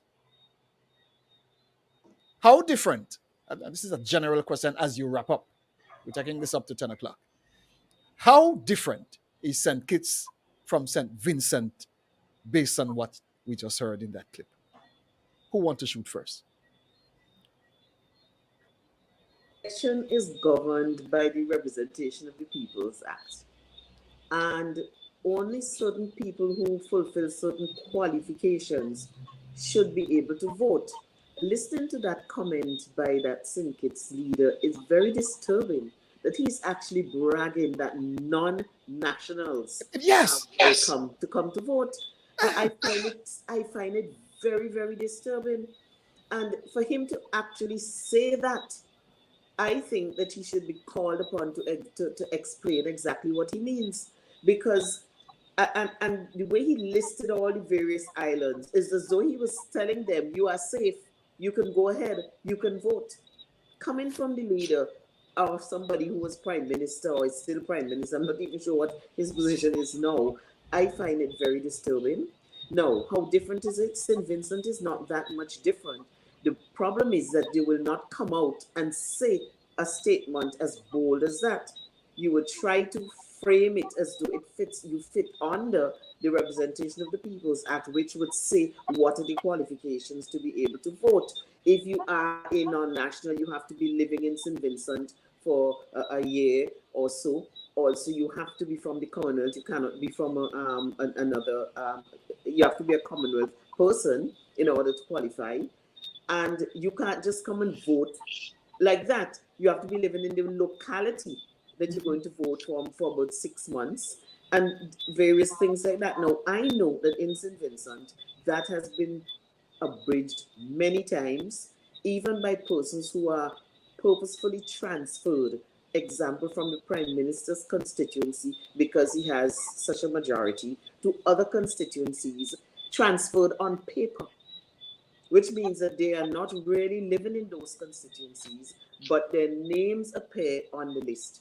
The last election, I myself had issues of persons being transferred into my constituency where I ran, West St. George, with persons who were not living there. Some of them, we were able to get them off the list because we were able to actually bring the evidence before the supervisor of election and the returning officer of the particular district, and they were taken off. But by and large, a number of persons are transferred in the last minute into constituencies who are not actually living there, and yet they are permitted to vote so that they can what you call gerrymander the elections in such a way that if you find you need 25 votes in this area, 50 votes in that area, they know, and they actually bring people in to vote. We have the same problem with persons coming in from the diaspora also to vote, who may not be strictly clarified. We have a serious problem of dead persons' names remaining on the list and persons voting in dead persons' names. So all over the Caribbean, there is this phenomenon where the party in power abuses and misuses the power. In fact, I think it was our own Gonsalves who said that you had to be really foolish to be in power and lose an election. I interpret that to mean that you would do whatever is necessary to make sure that you remain in power. He said that. Legal or illegal? Well, that is that you had to be stupid to remain in, to be in power and lose an election, or words to that effect. Wow. Miss King, talk with us. How similar is St. Vincent to St. Kitts in relation to these election matters? Fraudulent election matters. Let me put that in quotes because that's what it is. How similar? Well, I don't think I'll be able to answer that question or respond to it any better than Mrs. Baptiste has. What I would say is what concerns me would be the addition of, other Commonwealth citizens to our voting list. And as Kim mentioned, people from the diaspora who don't live here coming in to vote. And this is not to say that they're not legally entitled to vote, That's not it at all. But even Gonsalves himself has said over and over again that the people must be governed by someone they have selected. So if you're living in St. Vincent and Grenadines, it's only fair that you be the one to decide. But that is not the case. And like I said, it's not to say that they don't have a legal right to do so. I am just concerned that they look in, and many times they are simply They simply buy into the optics and the semantics that the ULP gives out. And then we now, who live here, have to suffer through the governance. And that bothers me. That really bothers me. But it is what it is. Brother King, election fraud. Where do we go with this? Because this seems to be a rampant evil that's plaguing election systems. Ralph is saying that he's running again. Obviously, he knows exactly what he's saying when he said that. The question is, how do we eliminate election fraud if the rights of people are to be addressed? What are you saying? It is something I don't think that can be eliminated ever. Even you look at the greatest democracy, America, you are seeing where evidence have come forth of major election fraud in states. Major. And one of the things that is happening in America presently, they're wondering if they will be seeing, especially for the midterms, when you look at the push of monkeypox and all of these things, there are governors and so forth who still want to push mandates, even though you have justices who have overturned the mandates and shown how they have been unconstitutional and illegal. But there are questions now being raised because with all of the voter fraud that has been proven in America, especially with the mail-in votes, they are wondering if the Democrat Party is looking to push the issue of monkeypox. We have seen where the WHO just basically 3,000 persons have come down with monkeypox. But the head of the WHO, he has taken it upon himself, not his council, but he has taken it upon himself. The council of doctors and scientists have said, this is nothing to worry about. This is not something to, but he himself, and when you listen to what he said, I have decided to say that this is a pandemic. And so people are wondering if this is part of the push so that people will be locked down at home and you have to do mail-in ballots, and so therefore will leave the door open for voter fraud. So this is something that you cannot run from, Kenneth. This is something that we know. Look, St. Vincent went into another election with a case of voter fraud and so forth in the court. So it is something that you cannot run from. And as Mrs. Baptiste said, look at how Timothy Harris is so brazen to actually call out the jurisdictions of the persons who they know are coming in.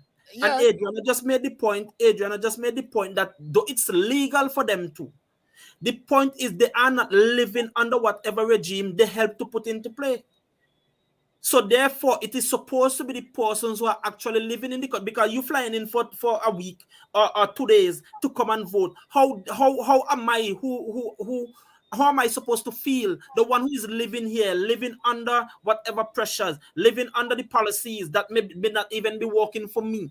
How am I supposed to feel when you fly in for 2 days? You choose to run. For example, ULP supporters who have literally run from St. Vincent to different countries. They will be there cussing us who are here suffering. Me and Adriana, for example, I will use me and Adriana. We are here suffering economic lynching. We are here suffering democratic lynching. We are here suffering constitutional lynching. You see? But you have persons outside. When we speak of the victimization and everything that we are facing here, that we are going through, the policies that are not working for us as Vincentians on a whole, ULP, NDP, whoever P. But you have run, and you will be out there and saying, oh, Ralph is the best. Ralph is the best prime minister. The ULP is the best party to run the country. After so many years, you have come. When they come here to St. Vincent to visit, many of them don't even come. But when they come to visit, they themselves cry how hard it is to live here. But then they want to tell you that you must clap and praise for the persons in power. My final thing, you have an airport there that they built, which wasn't needed. They say it's an international. The same persons in the diaspora, they sit down and tell you, oh, you should be glad, you should be happy because you have been brought into the 21st century. How many of them come home to utilize the said airport? Listen, I don't like to go off on this thing because I forget that I'm on somebody else's program and not No, on my no, own. no, no, no. Welcome to the raw truth, brother. Welcome. Adrian usually beats me for that, so I usually have to remind myself and pull up. Welcome to the raw truth. Welcome, because when the day is done, listen. And I said it earlier. Facebook or YouTube or whichever one of them don't have a problem with us being practical. When they have a problem is when we become disrespectful. That's the problem. And until we realize that guidelines need to be followed, I don't have a problem with guidelines, because we're not tearing down anybody and speaking defamatory about anybody else. No, this is the raw truth. Whatever happens here goes on record as being factual. Period. I don't have a problem with it, brother. So if you're coming with, of course, you could never come here with stories because I would stop you immediately. You would have a problem, right? Listen, time is done. In closing, each of you take 3 minutes. Wrap up for me. Tell us exactly what is on your mind. Let me begin at the bottom with my beloved sister King. Talk with us. 3 minutes, Kenneth. 3 minutes.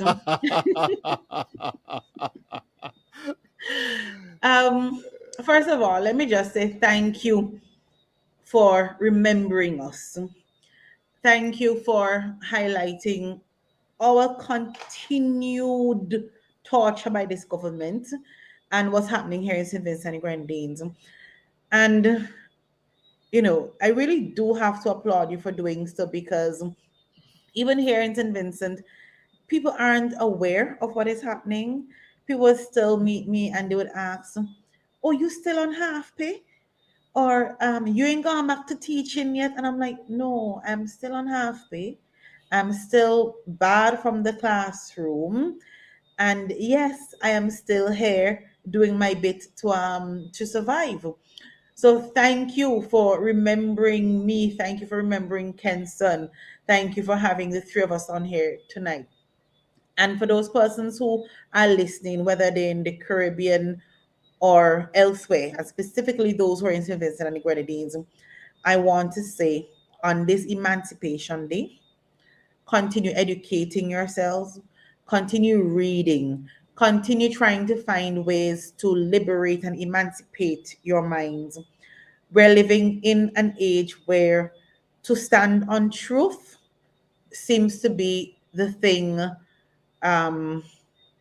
least wanted, but stand for truth.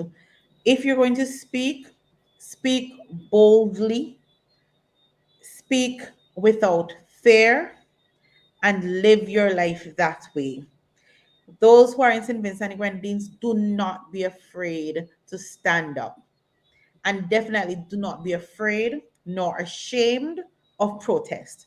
Protest is what Ralph Gonsalves piggybacked on in order to get himself in, to where he is now. In the late, 90s or so, Vincentians protested for almost everything. Cape Wallace increased fees, Vincentians protested. Roads weren't being repaired, Vincentians were on the street protesting. A school was put on half day in Trumaka so that a new school building or repairs could have been done. It wasn't done fast enough. The parents took to the streets and they started burning things. They protested. We protested the Ministry of Education. Catholic schools and other assisted schools weren't getting enough money and they came out on the streets, parents, teachers, students, everybody, and they protested. Yet here we have a Ralph Gonsalves who made himself a little busybody in all of these protests. He is now coming to say to Vincentians, you can't protest. You can't speak against me. You can't stand up for your rights. You can't stand to defend you nor your children in this country. Vincentians, we have to stand up. We have to do as Dean Nichols said. We have to stand with our placards. We have to stand in protest. And in the book, The Making of a Comrade, Ralph said it plainly. Once you stand collectively, there is strength. And you must stand that way in order to be heard. When people who are in government feel threatened, that's when they start acting in favor of the people. So you have to threaten them. And you threaten them by standing in solidarity with each other, no matter what. Because at the end of the day, as I say all the time, some may agitate, but all will benefit. There you go. There you go. Yep. Your thoughts are very important to us, and yes, we're all one people, and when the day is on, we have to support each other all the way through it because we need each other. You're talking about water and food and the rest of it. Very soon, we might have to start stretch out hand to each other for food. Don't take it lightly. That's true. Yeah, very soon we have to start stretching out hands to each other for food. So I hope we understand that, and I keep saying it all the time. Establish relationships before you need them, because a lot of us going to find ourselves hungry with no one to turn to. Brother King, as we wrap up, what's on your mind? Let me reiterate what Adriana said, where she said, but I just don't want to say thank you for remembering us and remembering our pain. But also, I want you, when you look at Kenson King and Adriana King and Mrs. Batiste, you see warriors. That is what I want you to remember. That is what I want the people of St. Vincent to see and remember. Yes. That you have three stalwarts who are not afraid to stand up in the middle, to stand up in that space and defend democracy, and to teach you and to remind you that there's nothing to fear but fear itself. And so when every time you have the prime minister and others come out and try to threaten you, try to intimidate you, remember, there are those who are going through the economic lynching, those who are going through the constitutional lynching, who are here and they are standing up. They are not falling. They will never fall. Yeah? And we are here to always lead the way and point the direction that we will go. So again, thank you for having us and remembering us, but do not see us as persons suffering, but see us as stalwart persons who are here as soldiers, as warriors, defending our constitution, defending our country, defending and standing for our people. One of the things that I need to say here too, because the very important point Mr. King is making here. But one thing we need to remember: hard times bring out the greatness in us as a people. Has always. Hard times have always brought out the best in our people. Yes? Warriors we all are. Lions and lionesses we all are. It's inherent in us as a people of the Central Americas.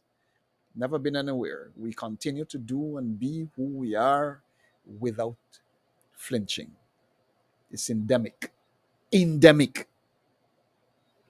My beloved sister Bacchus, as we close, what are your final thoughts? Your final thoughts to us? Yes, I want to end how you began. At the beginning of the program, you reminded us that we must not act out of fear, that we must be fearless. In St. Vincent and the Grenadines, these are very, very timely words. I want to say, especially to my brothers and sisters of the ULP, do not allow fear and those threatening words that you heard in the convention yesterday to scare you. Stand up for what you believe in. Don't be afraid to speak out because you were told that it would be against your constitution, your party constitution. It would be against the obligations that you signed on to. That is a desperate man trying to hoodwink you. Stand up for what you believe in. If you think that he is old and he needs to go, tell him so. Don't be afraid. He himself promised that he was going. Last elections, he campaigned on that. He put up posters, which are still up today, saying strong leadership, and that he would be transferring to either of those two men who flank him on either side in those posters. Today, those posters are now useless and should be taken down, those billboards. I find it interesting that Gonsalves says he's writing a book called A Time of Despair. Now that is an NDP book.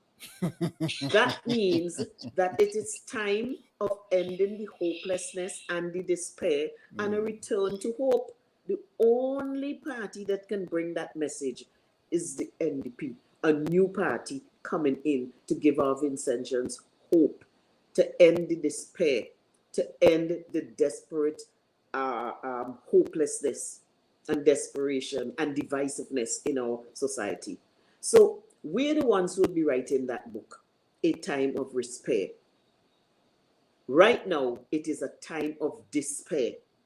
And we need to end that. We need to give our people hope. We need to let them know that come next election. In fact, I did a post this week that said, ring the bell, ring the bell. It is time for us to go to another election and not only have the popular vote, but also the popular seats. It is time. It is past time. Kenson, I agree with you.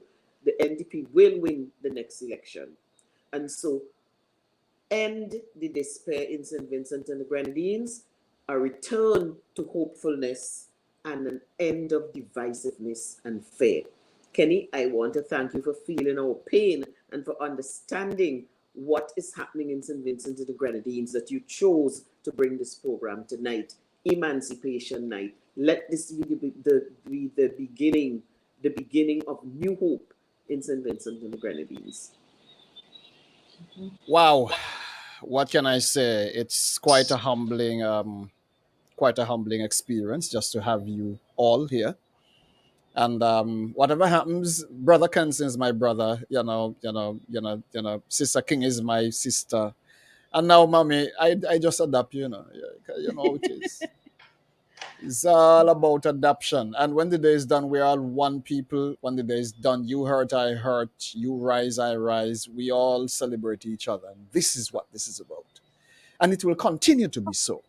It will continue to be so. Thank you so much for being here. Thanks for making the time. And we will definitely be in touch. Please be safe. All the very best to all of you. Thank you, Kenny. All right. That was our, oh my goodness, what a discussion. Absolutely amazing. I look forward at some other point to reconnect with my beloved brothers and sisters in St. Vincent as we continue to share. As I promised you, we have a thing on the whole thing with this monkeypox. I think it is something that I need to play for you to help you to settle in without because many people are so driven by fear that it is crazy. As I said earlier, don't allow yourself to be driven by fear. Remain calm. Keep your eyes open and your head on, and think as you go through this. Don't be driven by fear. Let me run this for you, and then when I'm done, we put on the lid until next week. We're talking very topical, monkeypox.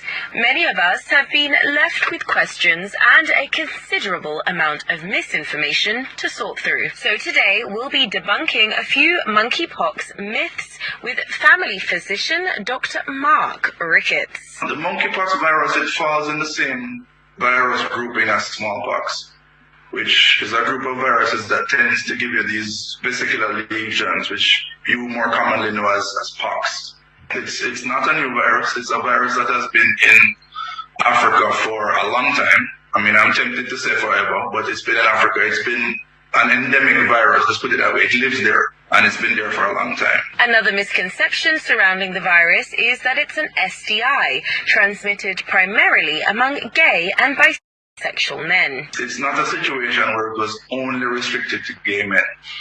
It was found to be predominantly in a cohort of gay men, especially as it related to those found in Europe, especially Britain, and I think later on in the US. So that is where that one came from. Maybe because of the mode of transmission, it really requires a fair amount of close contact. Yeah, no, it's not in its strictest form a sexually transmitted entity. And what about the virus being a new COVID-19 variant? The big thing to realize, and this is what makes a very big distinction between it and COVID, is how transmissible it is. It is way harder to get monkeypox than it is to get COVID-19. In closing, what steps should one take if they suspect that they've contracted the virus? Start with your doctor's visit and allow the doctor to do his thing, having been sensitized by the ministry as we have to see what it is that we should be looking for. And we detect what we believe to be something that may be a little bit suspicious. And we contact the ministry and we take it from there.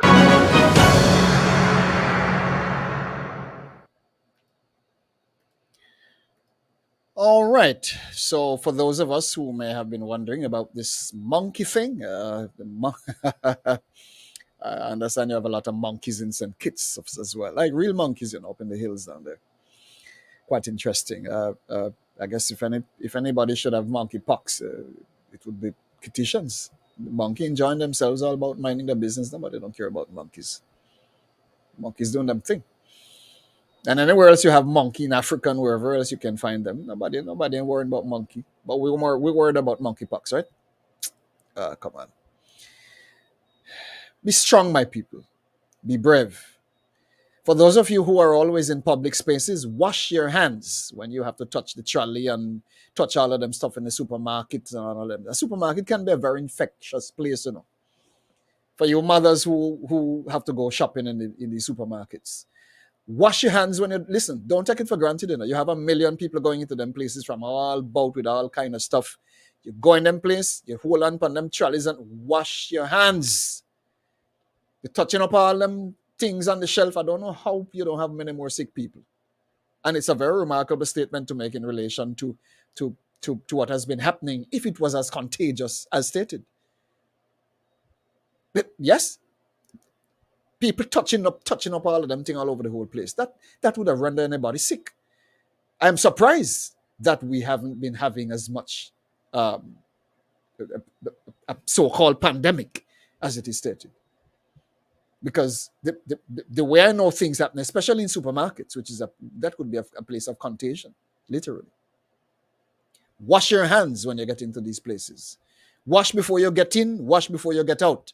I guess sanitizers probably played a very important part. But at the same time, those are chemicals. Wash your hands. Use water. Wash your hands to make sure that you protect yourself from picking up any germs or anything else. Because we're living in serious times, yes? This is not a joke. So please take care of yourselves, whatever you do. All the very best. And again, special thanks to all of you for joining us, for those of you who are still here with us. If you are new to PSI TV, please be sure to click the subscribe button on our YouTube channel. Yes. And be sure to share this broadcast with all your friends, especially those in St. Vincent and elsewhere, all our Vincentian friends across the world. Share this with all of them if you know someone. Yes. Let's keep the dialogue going. Let's keep the dialogue going. Whatever it is, take care of yourselves and let's connect with each other. Seek a friend before you need one. I can't stop saying this. Because we are going to need each other. Money will soon go out of style. Food will soon be short. All kinds of crazy things will soon be happening. And if you don't have somebody to call on when you need them, your corner is going to be dark. Make friend before you need friend. Yes? That when your day come, grandmother always say every dog have them day and every puss have them 4 o'clock. Regardless of how much money you think you have, money will soon be of little value to most of us. Let us make a friend, seek a friend before you need one.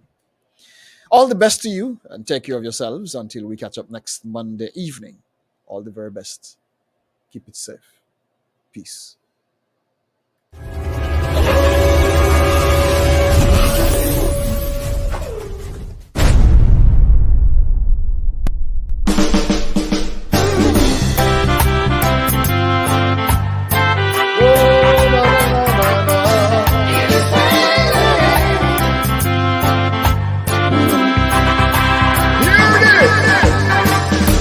love of money is the root of all evil. Oh yeah.